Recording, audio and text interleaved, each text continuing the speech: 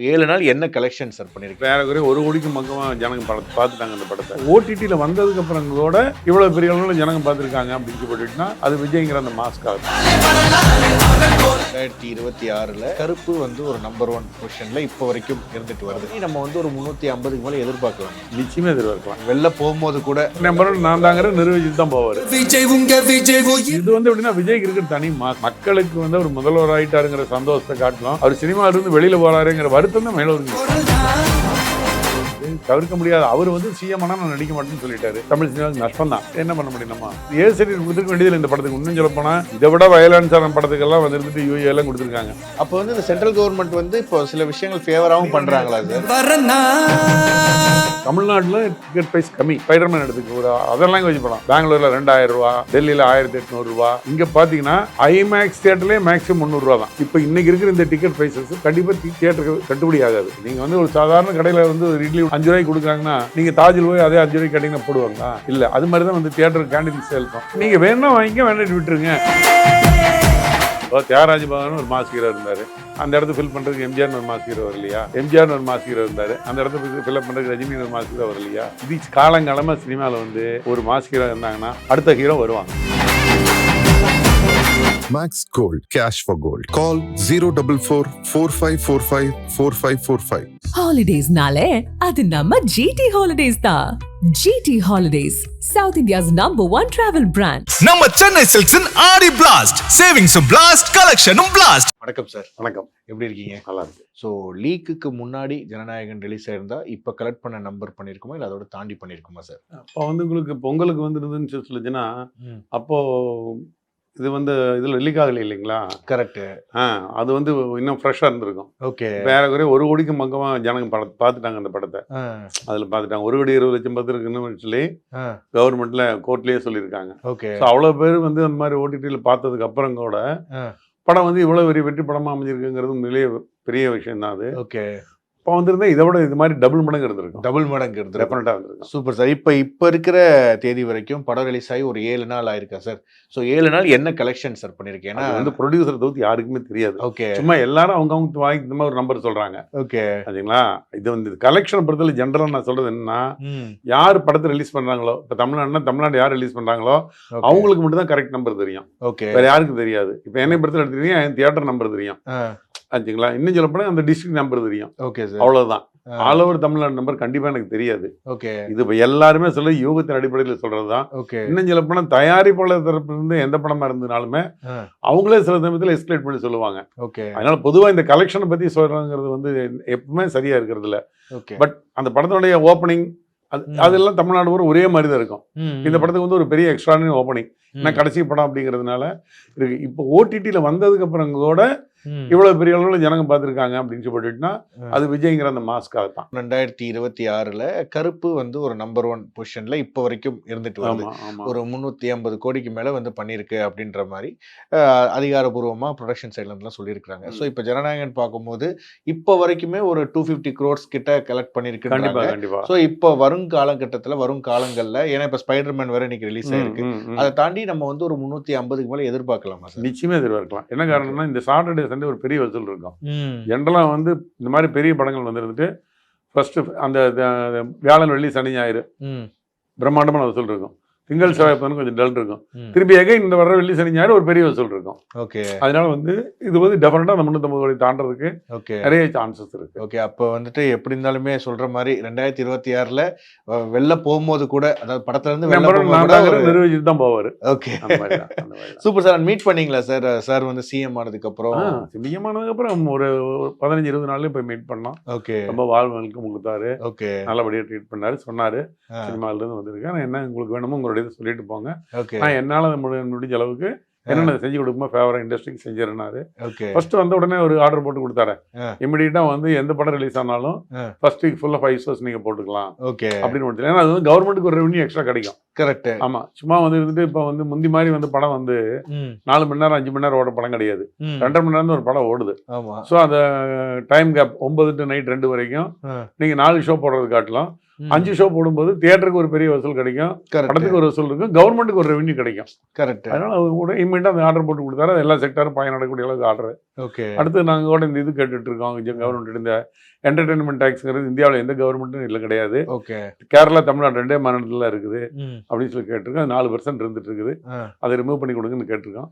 கண்டிப்பாக இந்த பட்ஜெட்டில் அந்த அறிவிப்பு வரும்னு நாங்கள் எதிர்பார்க்குறோம். ஜனநாயகன் பொறுத்த வரைக்கும் அந்த படம் வந்து பார்த்தீங்கன்னா அந்த ஒரு எமோஷ்னலான ஒரு விஷயம், அந்த படத்தை தாண்டி அந்த படத்தில் இருக்க முடியக்கூடிய அந்த 2 நிமிஷம் அந்த ட்ரிபியூட் இதுக்கு பயங்கரமாக எல்லாரும் எமோஷனாக ஃபீல் பண்ணி அந்த சாங்க்கு வந்து டான்ஸ் பண்ணுறதா இருக்கட்டும். நீங்கள் அந்த படம் பார்த்தீங்களா? ஏன்னா விஜய் சார் அவங்களுடைய ஏர்லி ஸ்டேஜ்லேருந்து அவங்க கரியர்லேருந்து நீங்கள் பார்த்துருப்பீங்க. இப்போ அவருடைய இறுதி படம் அப்படின்னும் போது அஸ் அ டிஸ்ட்ரிபியூட்டராக உங்களுக்கு எவ்வளோ பெரிய வருத்தம்? இல்லை, அதுதான் அந்த தியேட்டர்லேயே நீங்கள் பார்த்தீங்கன்னா இப்போ எங்கள் தியேட்டர்லாம் பார்த்தீங்கன்னா நாங்கள் தனியாக லேடி ஷோ போட்டிருந்தோம்.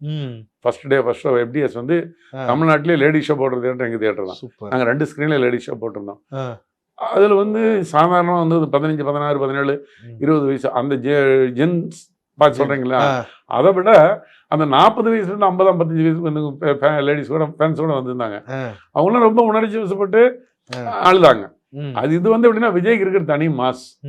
அதனால வந்து இந்த படத்தை பார்த்தா கடைசி படங்கள் மக்களுக்கு வந்து ஒரு முதல்வர் ஆயிட்டாருங்கிற சந்தோஷத்தை காட்டலாம், அவர் சினிமாவில இருந்து வெளியில போறாருங்கிற வருத்தம் தான் மேல ஒருங்கி நிற்குது. இன்னொன்று என்ன, அந்த படத்துக்கு ஏ சர்டிஃபிகேட் கொடுக்கறதுனால இப்போ அந்த படத்துல வந்து நிறைய விஜய் சாருக்கு நிறைய குழந்தைங்க ஃபேன்ஸுமே இருக்கிறது நம்ம வந்து பார்த்துட்டு இருக்கோம். ஸோ அவருக்கு அந்த டீனேஜில், அதாவது 7 வயசுல இருந்து ஒரு 13 வயசு வரைக்கும் இருக்க குழந்தைங்க எல்லாருமே ஒரு பெரிய ஃபேனா இருப்பாங்க. ஸோ அவங்களாம் வந்து படத்தை பார்க்க முடியல அப்படின்னு சொல்லி தியேட்டர்ல நிறைய விஷயங்கள் போய் ரெக்வஸ்ட் பண்ணதா இருக்கட்டும், இந்த மாதிரிலாம் நடக்குது. ஆனால் படத்தை பார்க்கும்போது அதில் வந்து ஓகே வயலன்ஸ் ஒரு பக்கம் இருந்தாலும் குழந்தைங்களுக்கு ஏற்ற மாதிரி கருத்துக்களுமே அவர் வந்து சொல்லியிருப்பாரு, குட் டச் பேட் டச் இதை பற்றி. ஸோ இந்த ஏ சர்டிஃபிகேட் கலெக்ஷனுக்கு ஏதாச்சும் ஒரு பாதிப்பு ஏற்பட்டு? கலெக்ஷனுக்கு மிகப்பெரிய பாதிப்பு. அது மட்டும் இல்லை, என்னை பொறுத்தல இன்னைக்கு இந்த சென்சார் சர்டிஃபிகேட் இந்த மெத்தடே வந்து தப்புன்னு நான் சொல்றேன். இன்னைக்கு உங்களுக்கு இன்னைக்கு எல்லாமே மொபைலில் கையில் வந்துருச்சு, வீட்டில் டிவியில் இருக்கு, ஹோம் தியேட்டர் இருக்கு, எல்லாமே இருக்கு, எங்கேயுமே சென்சார் கிடையாது. கரெக்ட், எங்கேயும் சென்சார் கிடையாது. அன்சென்சார்டு சீன்ஸு ஏகப்பட்ட சீன்ஸ் பார்க்கக்கூடிய ஒரு வாய்ப்புகள் இன்னைக்கு மக்களுக்கு வந்துருச்சு. ஓகே, அப்படி இருக்கும்போது நீங்கள் சினிமா தியேட்டரில் மட்டும் நாங்கள் வந்து இந்த மாதிரி ஏபிசின்னு சர்டிஃபிகேட் கொடுப்போம் அப்படின்னு ஒரு சொல்லி இவங்க வச்சிருக்கிற சிஸ்டமே வந்து இருந்துட்டு நான் பர்சனலாக வந்து இந்த சிஸ்டம் சரியில்லைன்னு நான் சொல்லுவேன். கரெக்ட். வயலன்ஸு மற்றது போக்குவரத்துலாம் வந்துட்டு நீங்கள் குறைச்சி தியேட்டரில் நம்ம நிறைய ஜனங்க நம்ம கூடி இருக்கிறோம் அப்படின்னு விட்டுட்டு சொல்கிறீங்க. ஓகே, அதே படத்து இந்த ஜனநாயகன் சென்சார் கட்ஸோட OTTல வரப்போகுது. சென்சார்ல என்னென்ன சீன் கட் பண்ணியிருக்காங்களோ அந்த கட்டெல்லாம் ஆட் பண்ணி தான் OTTல கொடுக்க போறாங்க. கரெக்ட். அவங்க சென்சாருக்கு நான் எடுத்துங்க, நீங்க எடுத்துங்க, நம்ம 2 பேரும் படம் பார்த்து சென்சார் பண்ண படம் தான் பார்க்க போறோம். நம்ம வீட்டுல நீ OTTல வரும்போது அந்த சென்சார் கட் பண்ண சீனை சேர்ந்து படம் பாக்குறீங்க. இது என்ன மாதிரி சிஸ்டம் இது? அதான் இது ஒரு மாதிரி கொலாப்ஸா இருக்கிற இது. அதனால இவங்க ஏ சர்டிஃபிகேட் கொடுத்துருக்க வேண்டியதில்லை இந்த படத்துக்கு. இன்னும் சொல்ல போனா இதை விட வயலன்ஸான படத்துக்கெல்லாம் வந்துட்டு யூஏ எல்லாம் கொடுத்துருக்காங்க, யூ கொடுத்துருக்காங்க. ஆமா, இப்ப நம்ம நிறைய படங்கள் பார்ப்போமே, பேன் இந்தியன் படங்களே இருக்கு. இப்ப இந்த படத்துக்கு ஏ சர்டிஃபிகேட் கொடுத்துருக்காங்க. இது நம்ம ஒன்றும் சொல்ல முடியாது, ஏன்னா நம்மளுடைய அரசாங்கத்தினுடைய மத்திய அரசாங்க விதிமுறைகள் இப்படி இருக்கு. அது எப்படின்னா இந்த சீஃப் மினிஸ்டர் அவர் நடிச்ச படத்துக்கே வந்துட்டு ஒரு அந்த இடத்துல நம்ம சீஃப் மினிஸ்டர் பார்க்க வேண்டியது, ஒரு நடிகர் அப்படின்னு நடிகரா பார்க்கலாம். அது இன்னும் சொல்ல போனா ஒரு மாஸ் நடிகர். அவரை பொறுத்தவரை குழந்தை ஆடியன்ஸ், ஃபேமிலி ஆடியன்ஸ் ஜாஸ்தி. அந்த மாதிரி இருக்கும்போது இதை விட வயலன்ஸ் இருக்கிற படத்துக்கெல்லாம் வந்து யூஏ எல்லாம் கொடுத்துருக்காங்க, நம்மளே பார்த்துருக்கோம். அப்போ வந்து சென்ட்ரல் கவர்மெண்ட் வந்து இப்போ சில விஷயங்கள் ஃபேவராகவும் கிடையாது. இது இந்த மேட்டர் வந்து எப்பவுமே சென்ட்ரல் கவர்மெண்ட்டுங்கிறது பேசுறது காட்டிலும் போர்டு தான். ஓகே, சென்சார் போர்டு தான் இது வந்து டிசைட் பண்றாங்க. அங்கே பார்க்குற ஆஃபீஸியல் டிசைட் பண்றாங்க. அதை அவங்க டைமுக்கு தகுந்த மாதிரி வந்து இருந்துட்டு ஒரு டைம்ல இருக்கிற ஆஃபீஸர்ஸ் வந்து சில சமயத்தில் இவ்வளோ வயலன்ஸ் வேண்டாம்னு சர்டிஃபிகேட் கொடுப்பாங்க. சில ஆஃபீஸர் வந்துட்டு சரி எப்படியும் பார்க்க தான் போறாங்க, பரவாயில்ல கொஞ்சம் லீனாக இருப்பாங்க. இது வந்து அந்த போர்டு பார்த்து முடிவு பண்ணுறது தான். கரெக்ட். இதே விஷயம் தான் கூலிக்கும் நடந்ததுன்னு நினைக்கிறேன் சார். ஏன்னா கூலிக்கும் வந்து ஒரு ஏ சர்டிஃபிகேட் கொடுத்தது வந்து படத்தில் வந்து பார்க்கும்போது நீங்கள் சொன்ன மாதிரி அதுக்கு முன்னாடி வந்த பேன் இந்திய படங்களுக்குலாம் வந்து U/A கொடுத்தவங்க அந்த படத்துக்கு ஒரு ஏ சர்டிஃபிகேட் கொடுத்தது, அதுவும் ஒரு மிகப்பெரிய ஒரு வருத்தம். ஆமாம், அது தான் சொல்கிறேனே, அது அந்த உட்கார ஆஃபீஸர்ஸை பொறுத்தது. ஒரு ஜட்ஜ்மெண்ட் பார்த்தீங்கன்னு சொல்லிட்டுனா சில ஜட்ஜ்மெண்ட் வந்து ஒரு ஜட்ஜ் வேற மாதிரி, அதே தீர்ப்புக்கு இன்னொரு ஜட்ஜ் வேற மாதிரி தீர்ப்பு கொடுப்பாரு. போகும்போது ஹைகோர்ட் போகும்போது ஒரு தீர்ப்பு வரும், சுப்ரீம் கோர்ட் போகும்போது வேற மாதிரி ஒரு தீர்ப்பு வரும். அது மாதிரி தான் இந்த போர்டு, சென்சார் போர்டு அப்படித்தான். வேற ஒரு செட் ஆபீசர்ஸ் உட்காரும்போது அவங்க கொஞ்சம் லீனா இருப்பாங்க, இன்னொரு ஆபீசர்ஸ் ரொம்ப பர்ஃபெக்டா இருக்கும்னு நினைப்பாங்க. இது வந்து அந்த அபீசருடைய முடிவு தான். அதான் கிட்டத்தட்ட ஒரு படம் லீக் ஆனா கூட வந்துட்டு 1 கோடி பேர் பார்த்தாலுமே விஜய் அப்படின்ற ஒரு தனிநபர் ஆமா, அவர் மேல வச்சிருக்கக்கூடிய பாசம் ஆமா, அப்படின்றதுனால வந்து எல்லாரும் வந்து பெரிய பார்த்திருக்காங்க. வாசல். Super sir. இப்போ ரீசெண்டா கொஞ்ச நாட்களா வந்து பார்க்கும்போது இந்த தமிழ்நாடு கலெக்ஷன் வந்து கொஞ்சம் ஹைலைட்டா பேசுறாங்க. இப்போ இந்த கருப்பு படம் வந்தபோது கூட தமிழ்நாட்டிலே இவ்வளோ கலெக்ஷன் ஆயிருக்கு அப்படின்னு சொல்லி ப்ரொடக்ஷன் சைட்ல இருந்து அந்த அனௌன்ஸ்மெண்ட்லாம் வர ஆரம்பிச்சிச்சு. முன்னாடிலாம் வந்து பார்க்கும்போது ஓவரால் கலெக்ஷன் அந்த மாதிரி தான் இது பண்ணிட்டு இருப்பாங்க. இப்போ ஜனநாயகன் கூட தமிழ்நாட்டில் 100 கோடி கடந்தாச்சு அப்படின்ற மாதிரி ஒரு போஸ்ட் வந்து பார்த்தேன் நான். ஸோ இப்போ தமிழ்நாடை கான்சன்ட்ரேட் பண்றது இப்போ கொஞ்சம் அதிகமா இருக்கிற மாதிரி இருக்கா? வேர்ல்டு வைட் கலெக்ஷன் மொத்தமா போடுறத விட. அது ஒரு முந்தைய அவங்க அப்படி வேர்ல்டு வைட் போடுவாங்க. சம்டைம்ஸ் தான் தியேட்டர் வைஸ் மட்டும் போடுவாங்க. ஓகே. சில பேர் ஒரு படத்தினுடைய மொத்த ரெவென்யூ வந்து சேட்டலைட், ஓடிடி வித் வேலை அதெல்லாம் வச்சு போடுவாங்க. இது ஒருத்தரும் டிபெண்ட் அப்பான் தி ப்ரொடியூசர். அவங்க சௌரியத்துக்கு மொத்தமா இது பண்ணி போடுவாங்க. பட் இப்ப நீங்க சொல்ற மாதிரி தமிழ்நாடு கலெக்ஷன் போடுறது கரெக்டான மெத்தட் கூட. நம்ம தமிழ்நாட்டுல ஒரு படம் தமிழ் படம் என்ன கலெக்ட் பண்ணிருக்கு அப்படிங்கிறது வந்து, ஏன்னா ஒரு ஆர்டிஸ்ட் வந்து தெலுங்குல மார்க்கெட் இருக்கும், இன்னொரு கேரளா மார்க்கெட் இருக்கும், அந்த மாதிரி இருக்கும். அது வந்து டிஃபரெண்ட் இருக்கும் இந்த மாதிரி சொல்லிட்டு. அதனால தமிழ்நாடு கலெக்ஷன் தான் இப்போ கரண்ட்ல போட்டுட்டு இருக்காங்க. ஓகே, நல்லதுதான். Super sir. அண்ட் இப்போ விஜய் சேதுபதி அவர்களா இருக்கட்டும், நம்ம கமல் சாரா இருக்கட்டும், அவங்கலாம் வந்து ஓகே ஒரு ஓடிடி வந்து கவர்மெண்ட்டுக்குன்னே ஒரு ஓடிடி வந்து ஒன்று பண்ணால் நல்லா இருக்கும். ஃபார் எக்ஸாம்பிள் இப்போ சில படங்கள் வந்து இப்போ மற்ற ஓடிடி தளங்களுக்கு நம்ம விற்கிறதுக்கு ஒரு பெரிய சிரமமாக இருக்குது.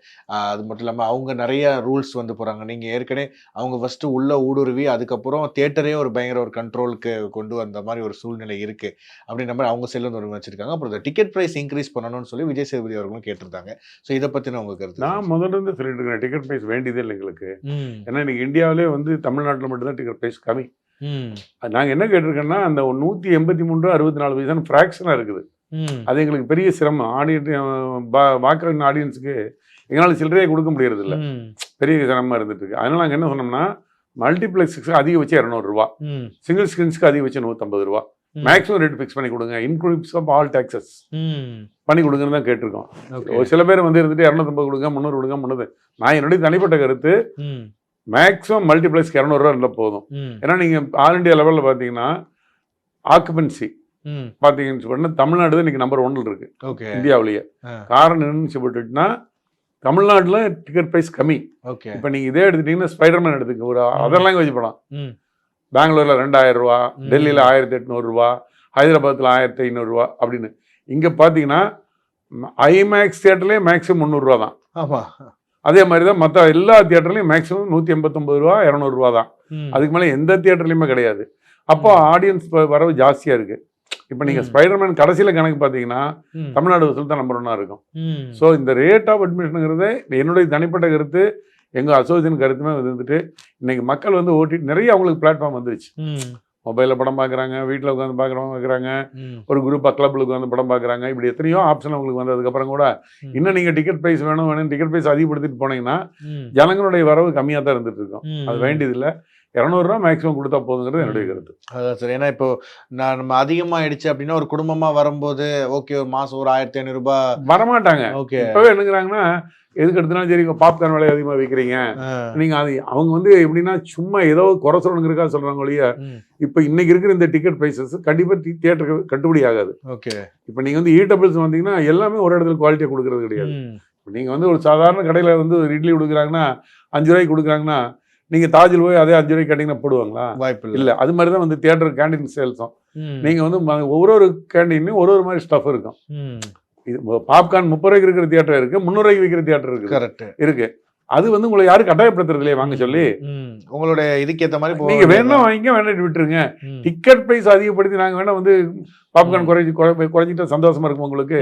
சும்மா ஒரு மீட்டிங்லயே இல்ல ஒரு வாட்ஸ்அப்ல பாத்தீங்கன்னா அந்த கீழே கமெண்ட்ஸ்லயும் இவங்க போட்டுட்டு இருக்கிறது, உங்க தியேட்டர்ல முதல்ல பாப்கார்ன் விலை குறைங்க, எல்லாம் குறைஞ்சுன்னு இந்த குவாலிட்டி கொடுக்க முடியாது உங்களால. எங்களுக்கு வந்து நாங்களும் இது வியாபாரம் தானது. கரெக்ட். அந்த வியாபாரத்துல வந்துட்டு நாங்க குவாலிட்டியா கொடுக்கணும்னு போட்டுட்டுனா சில திங்ஸுக்கு வந்து நாங்க ரேட்டு வச்சு தான் ஆகணும், வேறு வழி கிடையாது. அப்படி வச்சுனா தான் எங்களுக்கு கட்டுப்படி ஆகும். நீங்கள் வந்து ஏற்கனவே ஒரு 40-50 வருஷத்துக்கு முன்னால், இன்னும் 30 வருஷத்துக்கு முன்னால் பார்த்தீங்கன்னா ஸ்டாஃப்ஸ் பார்த்தீங்கன்னா ஒரு ஷிஃப்ட் தான் இருப்பாங்க. காலையில் வந்து 3 ஷோ தான் ஓடிட்டு இருக்கோம். மத்தியானம் 1 மணிக்கு வருவாங்க, நைட் 12 மணிக்கு வீட்டுக்கு போயிடுவாங்க. இப்போ அப்படி இல்லை, காலையில் 9 மணிக்கு ஷோ ஆரம்பிக்குது, நைட் 2 மணி வரைக்கும் எந்த ஸ்டாஃப் வேலை செய்வாங்க. ஸோ 2 ஷிஃப்ட் நாங்கள் கொடுக்கணும், 2 ஷிஃப்ட் ஆளு கொடுக்கணும். கேண்டீன் அதே மாதிரி தான். இன்னைக்கு வந்து இருக்கிற கேண்டீன், முதல்ல கேண்டீன் வந்து நம்ம எல்லாமே பார்த்தீங்கன்னா பேக்கெட் பண்ண ஐட்டமாக வச்சுருப்பாங்க. எடுத்து கொடுக்குற ஒன்றும் பிரச்சனை கிடையாது. இந்த முறுக்கு அது இது தேவையெல்லாம் எடுத்து வச்சுருப்பாங்க. அதெல்லாம் இன்னைக்கு ஜனங்க வந்து வேற ஹைஜீனிக் இருக்கணும்னு நினைக்கிறாங்க. கரெக்ட். அப்போ அவங்களுக்கு தகுந்த மாதிரி நீங்க குவாலிட்டி கொடுத்தீங்கன்னா தான் அவங்க சரியா வர முடியும். அவங்க அந்த மாதிரி குவாலிட்டி கொடுக்கும்போது உங்களுக்கு பிரைஸ் கட்டாயம் கூட தான் செய்யும். நாங்க என்னங்கன்னா அது உங்களுக்கு ஏதாவது நாங்க ஏதாவது கோம்போ டிக்கெட் வைக்கிறோம்ல? இல்ல டிக்கெட் பிரைஸ் தான் நீங்க கொடுக்குறீங்க, உள்ள வாங்க வேணும்னா வாங்கிங்க, வேண்டாட்டி 2.5 மணி நேரம் தான் உங்களுக்கு அப்படின்னு உங்களை வந்து ஒரு 6 மணி நேரம் 7 மணி நேரம் தியேட்டருக்குள்ள அடிச்சு வைக்கிறது கிடையாது.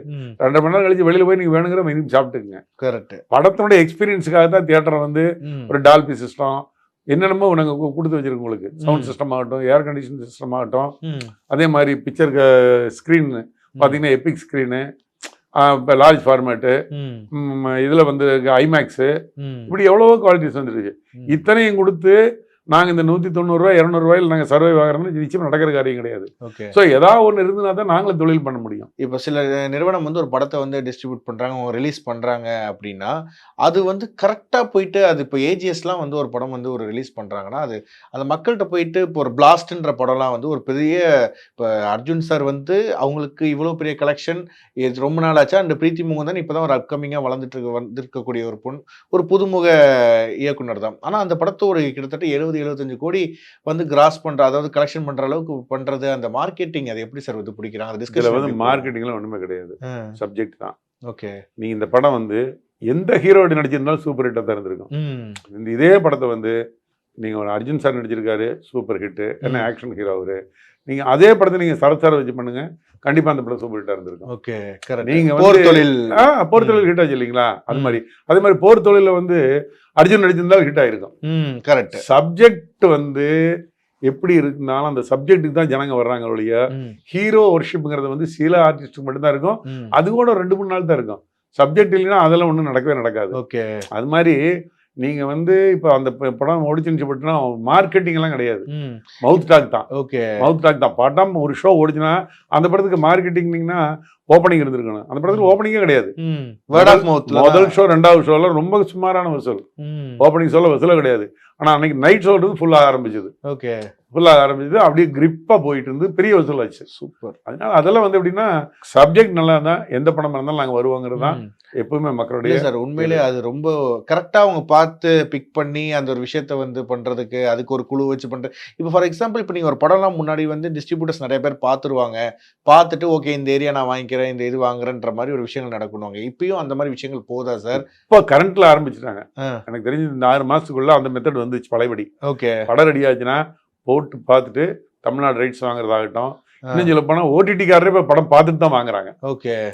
ஸோ இது அந்த மெத்தட் பழையபடி வந்துருச்சு. பழையபடி நல்ல ஆரோக்கியமான விஷயம் தான். இன்ஃபேக்ட் வந்து விஜய் சாருக்கே வந்து இனிஷியல்ல அவர் கத்தி பண்ணும்போது லைக்கா வந்து படம் வந்து தயாரிச்சிருந்தாங்க. அப்போ ஒரு மிகப்பெரிய ஒரு ப்ராப்ளமும் தமிழ் படத்தை வந்து தயாரிக்கலாம் அப்படின்ற மாதிரி வந்தது. ஸோ இதெல்லாம் வந்து ஃபர்ஸ்ட் வரும்போது சில விஷயங்கள் வந்து நம்மளுக்கு முரண்பாடு இருந்தாலும் அதுக்கப்புறம் அதோட ஓகே இதெல்லாம் நம்மளுக்கு வந்து ஒரு ஹெல்தியான ஒரு ப்ராஸ்பரிட்டியான ஒரு வேலை தான் போகுது அப்படின்னு ஒரு புரிதல் வந்துருமா? எப்படி சார் சினிமாவில் இருந்தது? இல்லை, இதெல்லாம் வந்து எப்படின்னா காலங்காலமாக இந்த மாதிரி கான்ட்ரவர்சி இருந்துட்டு இருந்துட்டு இருக்கு.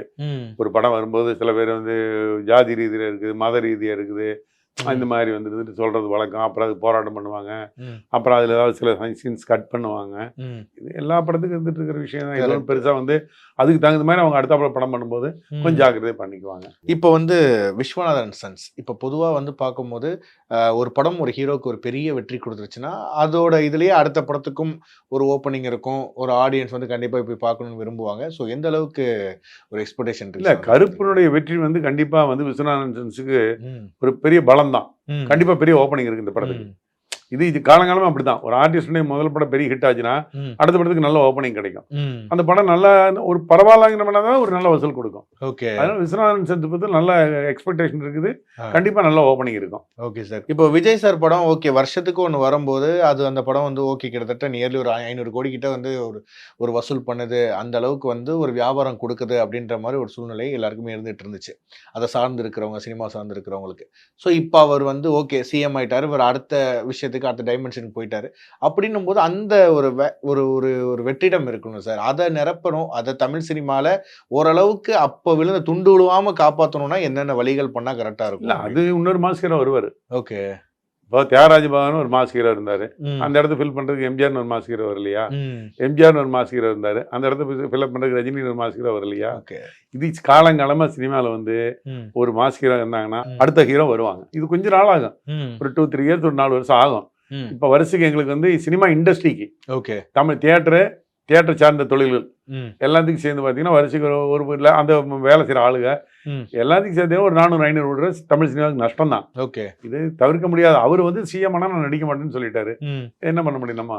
ஓகே, அவ்வளவுதான். Ton sir. இப்போ டிஸ்ட்ரிபியூட்டர்ஸ் நீங்க சொன்னீங்க பழைய ஃபார்மேட்ல இப்போ திருப்பி வருது அப்படின்னு சொல்லி, அப்படி பார்த்து ஏதாச்சும் பெரிய படங்கள் இப்போ ரீசெண்டா பார்த்துருக்கீங்களா? இப்போ அந்த விஷயம் எப்படி சார் இருக்கு? இப்போ முன்னாடி சொன்னீங்களா, முன்னாடி இருக்கிற மாதிரி டிஸ்ட்ரிபியூட்டர்ஸ் முன்னாடி ஒரு படம் ரிலீஸ் ஆகிறதுக்கு முன்னாடி பார்த்துட்டு இந்த ஏரியா நான் வாங்குறேன் அப்படின்னு எல்லாம் இப்ப வந்து எல்லா படம் தாய் கிழமை அப்படிதான் பண்ணாங்க. ஓகே, ரிலீஸ் ஆகி பார்த்துட்டு தான் வாங்கினாங்க.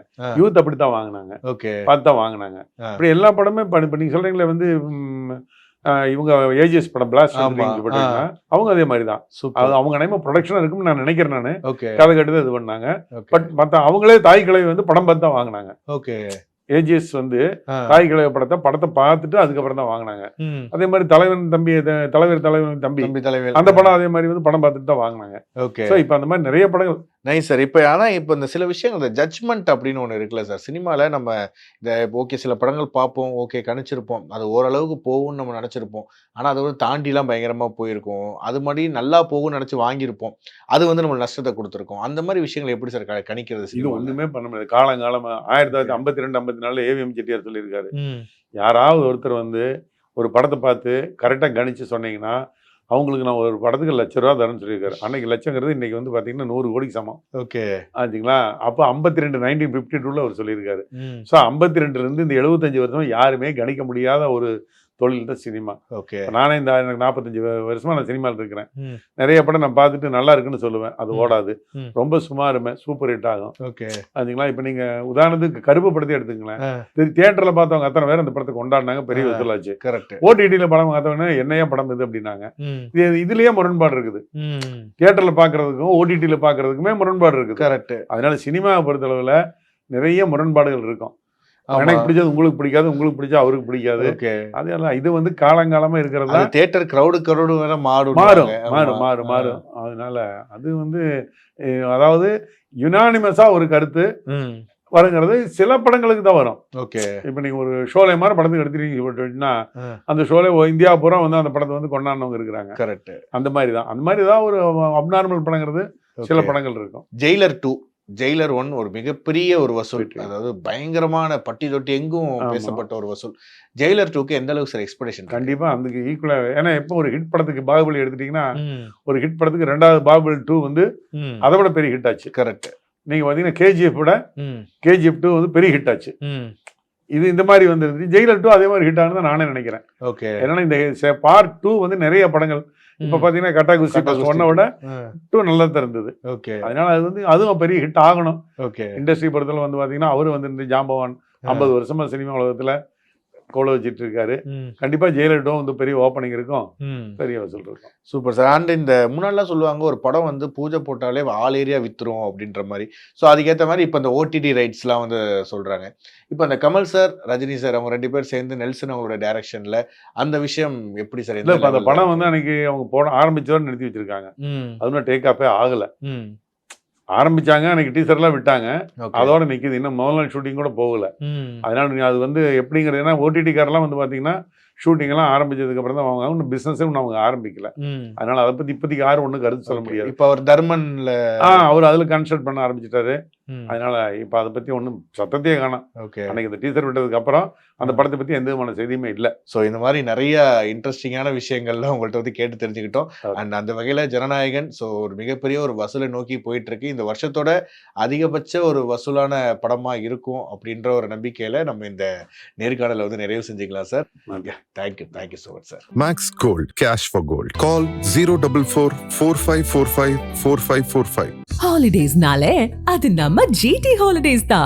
GT Holidays, South India's #1 travel brand. நம்ம சென்னை சில்க்ஸின் ஆடி பிளாஸ்ட், சேவிங்ஸும் பிளாஸ்ட், கலெக்ஷனும் பிளாஸ்ட்.